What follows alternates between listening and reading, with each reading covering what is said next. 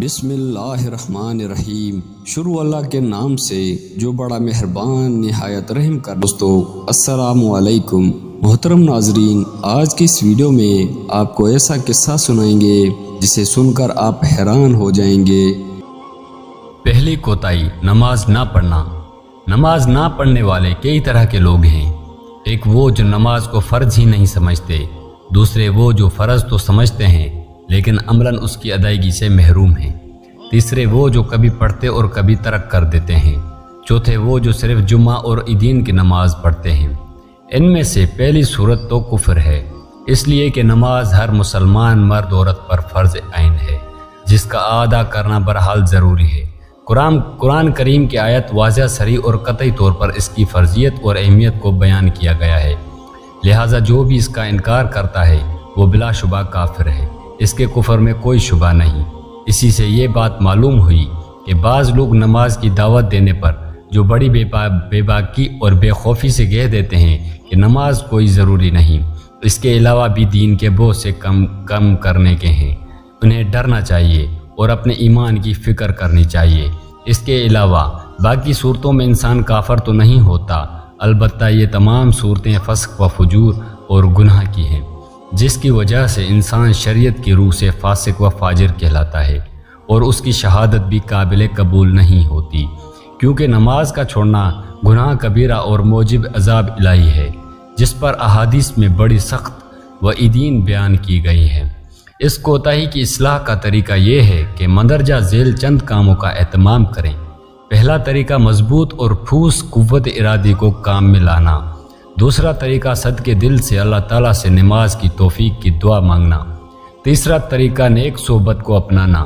چوتھا طریقہ ترک نماز کی عیدوں کو پڑھتے اور سنتے رہنا۔ پانچواں طریقہ نماز کے فضائل اور انعامات کو پڑھتے اور سنتے رہنا۔ اللہ تعالیٰ نے انسان کو غیر معمولی صلاحیتوں سے نوازا ہے اور انہی صلاحیتوں میں سے ایک اہم صلاحیت قوت ارادی بھی ہے۔ یقیناً قدرت کی جانب سے عطا کردہ یہ ایسی بیش بہا طاقت ہے کہ اگر انسان اس کو صحیح طریقے سے کام میں لے آئے تو پہاڑوں کو بھی ان کی جگہ سے سر کر سکتا ہے۔ کسی زمانے میں ہواؤں میں اڑنا ایک غرق عادت اور ناممکن کام سمجھا جاتا تھا، لیکن آج اسی صلاحیت کو استعمال کر کے انسان ہواؤں میں اڑتا پھر رہا ہے اور مہینوں کی مسافت کو بمصدق صرف گھنٹوں میں طے کر رہا ہے۔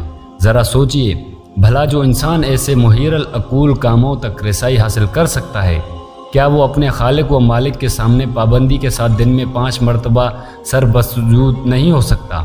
کیوں نہیں ہو سکتا؟ یقیناً ہو سکتا ہے، بس اس کے لیے ضرورت اس بات کی ہے کہ ایک مرتبہ مضبوط اور مصمم عزم اور ارادہ کر کے یہ طے کر لیا جائے کہ بھلے دنیا ادھر سے ادھر ہو جائے لیکن میں اپنی پیشانی اپنے خالق و مالک پروردگار کے سامنے زمین پر رکھنے میں کبھی کوتاہی نہیں کروں گا۔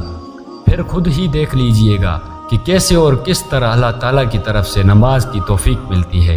انشاءاللہ جاڑوں کی ٹھٹرتی ہوئی سردی اور گرمیوں کی چلچلاتی ہوئی چبھی ہوئی دھوپ اور بکھرے ہوئے مختلف مسائل کی الجھنیں، یہ سب نماز کے لیے حاضر ہونے میں ہرگز رکاوٹ نہ بن سکیں گی، اور ان سب رکاوٹوں کے ہوتے ہوئے بھی 5 وقت نماز میں حاضر ہونا نہ صرف آسان بلکہ پر لطف بھی ہو جائے گا۔ اللہ تعالیٰ کی توفیق اور مدد و نصرت اگر شامل حال نہ ہو تو قوت ارادی اور کوشش بھی کارگر نہیں ہوتی۔ اس لیے نماز ہو یا کوئی بھی دین و دنیا کا عمل، اس میں سچے دل سے اللہ تعالیٰ کی مدد اور توفیق مانگنی چاہیے، بے شک اللہ ہی توفیق دینے والے ہیں۔ نماز کی توفیق کے بارے میں قرآن کریم کے اندر حضرت ابراہیم علیہ السلام کی ایک بڑی بہترین اور جامع دعا منقول ہے۔ اس میں نہ صرف اپنے لیے ہے نہیں بلکہ اپنی آنے والی نسلوں کے لیے بھی اقامت و صلاۃ کی بہت بہترین انداز میں دعا مانگی گئی ہے۔ اسے یاد کر کے کثرت سے مانگنا بلکہ مانگتے رہتے جانا۔ یا رب مجھے بھی نماز قائم کرنے والا بنا دیجیے اور میری اولاد میں سے ایسے لوگ پیدا فرمائیے جو نماز قائم کریں۔ اے اللہ پروردگار، اے ہمارے پروردگار، اور میری دعا قبول فرما لیجیے۔ اے ہمارے پروردگار، جس دن حساب قائم ہوگا یعنی قیامت کے دن، اس دن میری بھی مغفرت فرمائیے، میرے والدین کی بھی اور ان سب کی بھی جو ایمان رکھتے ہیں۔ انسان کی فطرت میں سے اللہ تعالیٰ نے یہ خاصیت رکھی ہے کہ وہ اپنے گرد و پیش کے ماحول سے متاثر ہوتا ہے اور خواہ نخواہ شعور یا غیر شعوری طور پر اپنے ملنے جلنے اور دوستوں کے رنگ میں رنگنے لگتا ہے۔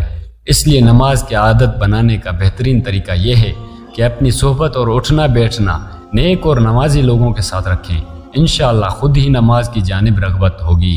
قرآن کریم میں اللہ تعالیٰ کا ارشاد ہے، اے ایمان والو، اللہ سے ڈرو اور سچے لوگوں کے ساتھ ساتھ رہا کرو۔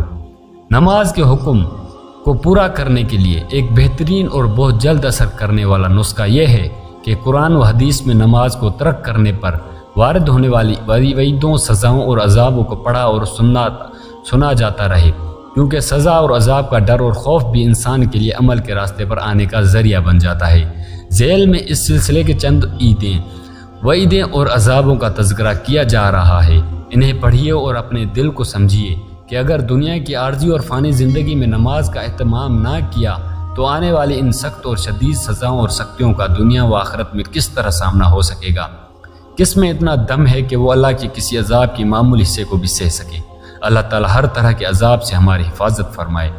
قرآن و حدیث کے اندر نماز کو ترک کرنے والوں کے بارے میں بڑی کثرت سے وعیدیں ذکر کی گئی ہیں۔ ذیل میں اس کی تفصیل ملاحظہ فرمائیں۔ نماز قائم کرو اور ان لوگوں کے ساتھ شامل نہ ہو جو شرک کا ارتکاب کرتے ہیں۔ ایک اور جگہ اللہ تعالیٰ نے اہل جنت اور اہل جہنم کا مکاملہ ذکر کیا ہے کہ اہل جنت مجرموں سے ان کے بارے میں دریافت کریں گے، تمہیں کس چیز نے دوزخ میں داخل کر دیا؟ وہ مجرمین کہیں گے کہ ہم نماز پڑھنے والوں میں سے نہیں تھے اور ہم مسکین کو کھانا نہیں کھلاتے تھے۔ حضرت عبداللہ بن عباس رضی اللہ تعالی عنہ نبی کریم صلی اللہ علیہ وسلم کا یہ ارشاد نقل کرتے ہیں کہ جس نے 2 نمازیں بلا عذر جمع کی یعنی وقت پر نہیں پڑھی، وہ کبیرہ گناہوں کے دروازوں میں سے ایک دروازے پر آ گیا ہے۔ پھر بڑی خرابی ہے ان نماز پڑھنے والوں کو جو اپنی نماز سے غفلت برتتے ہیں۔ حضرت سعد بن وقاص رضی اللہ تعالی عنہ فرماتے ہیں، میں نے نبی کریم صلی اللہ علیہ وسلم سے اس آیت کے بارے میں دریافت کیا کہ اس سے کون لوگ مراد ہیں؟ آپ صلی اللہ علیہ وسلم نے ارشاد فرمایا، وہ لوگ جو نماز کو اپنے وقت سے مؤخر یعنی قضا کر دیتے ہیں۔ نماز سے غفلت برتنے میں یہ بھی داخل ہیں کہ نماز پڑھتے ہی نہیں اور یہ بھی کہ اس کو صحیح طریقے سے نہ پڑھے۔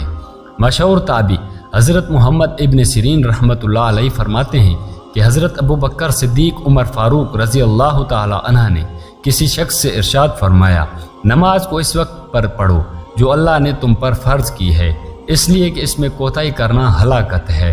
حضرت جابر رضی اللہ تعالی عنہ نبی کریم صلی اللہ علیہ وسلم کا ارشاد نقل فرماتے ہیں کہ اے ایمان والو، اور شرک و کفر کے درمیان نماز چھوڑنے کا فرق ہے۔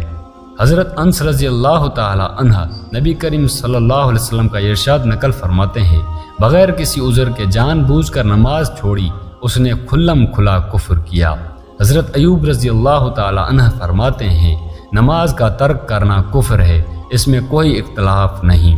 حضرت عبداللہ بن شفیق عقیلی رحمۃ اللہ علیہ فرماتے ہیں کہ نبی کریم صلی اللہ علیہ وسلم کے صحابہ کرام رضی اللہ تعالی عنہ اعمال میں سے نماز کے علاوہ کسی عمل کو ترک کرنے کا کفر نہیں سمجھتے تھے۔ حضرت جابر رضی اللہ تعالی عنہ نبی کریم صلی اللہ علیہ وسلم کا یہ ارشاد نقل فرماتے ہیں کہ میں تم میں سے کسی شخص کے مسلمان اور اس کے کافر ہونے کے درمیان بس یہی فرق ہے کہ وہ نماز چھوڑ دے۔ سیدنا علی کرم اللہ وجہہ فرماتے ہیں، جو نماز نہ پڑھے وہ کافر ہے۔ حضرت موکل خشمی رحمت اللہ علیہ فرماتے ہیں، حضرت علی کرم اللہ وجہہ کے پاس ایک شخص آیا اور اس نے دریافت کیا، یا امیر المومنین، آپ اس عورت کے بارے میں کیا کہتے ہیں جو نماز نہ پڑھتی ہو؟ حضرت علی رضی اللہ تعالی عنہ نے فرمایا، جو نماز نہ پڑھے وہ کافر ہے۔ حضرت عبادہ بن صامت رضی اللہ تعالی عنہ سے روایت ہے کہ مجھے میرے خلیل نبی کریم صلی اللہ علیہ وسلم نے 7 باتوں کی وصیت فرمائی۔ اللہ تعالیٰ کے ساتھ کسی کو شریک نہ ٹھہرانا، اگرچہ تمہارے ٹکڑے ٹکڑے کر دیے جائیں یا تمہیں جلا دیا جائے یا سولی پر چڑھا دیا جائے۔ جان بوجھ کر نماز نہ چھوڑنا، جس شخص نے جان بوجھ کر نماز چھوڑی وہ ملت سے خارج ہو گیا۔ اللہ کی نافرمانی نہ کرنا، کیونکہ یہ اللہ کی ناراضگی کا سبب ہے۔ شراب نوشی نہ کرنا، کیونکہ یہ تمام گناہوں کی جڑ ہے۔ موت سے نہ بھاگنا، اگرچہ تم موت کے اندر ہی کیوں نہ ہو۔ اور اپنے والدین کی نام فرمانی نہ کرنا، اگر وہ تمہیں تمام دنیا بھر کے ساز و سامان سے نکل جانے کا حکم دے تو نکل جانا، اور اپنے گھر والوں کی اصلاح و تربیت کے لیے ان سے اپنی لاٹھی کو رخ مت دینا، اور ان کے ساتھ اپنی جانب سے انصاف کرنا۔